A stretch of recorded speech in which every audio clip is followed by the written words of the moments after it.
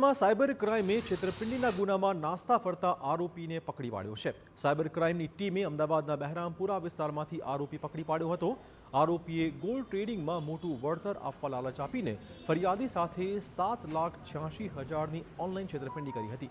આરોપીએ કમિશનના બદલામાં cyber fraud માટે બેંક એકાઉન્ટ ઉપલબ્ધ કરાવવાનો પણ ખુલાસો થયો છે। આ તપાસ દરમિયાન આરોપીના બેંક એકાઉન્ટની 20 અલગ અલગ સાયબર ફરિયાદોમાં સંડોવણી ખુલી ગઈ, જેમાં આરોપીના બેંક ખાતામાં 5.5 કરોડથી વધુના વ્યવહારો સામે આવ્યા હતા। જેમાં જે નાસ્તો કરતો આરોપી છે સંજય મારુ, એમની ધરપકડ ટેકનિકલ વર્કઆઉટ અને હ્યુમન મેળવીને અમદાવાદ શહેરથી એમની ધરપકડ કરવામાં આવી છે। અને જે ખરેખર જે આરોપી છે એમનો જે અકાઉન્ટ છે, જે બેંક અકાઉન્ટ છે, તો એમની સામે કુલ 20 ફરિયાદ એનસીસીઆરપી કમ્પ્લેન્ટમાં આખા દેશમાં નોંધવામાં આવી છે। અને આ સિવાય કુલ 5.5 કરોડ જેટલાનું ટ્રાન્ઝેક્શન એમના અકાઉન્ટમાં થયેલું છે।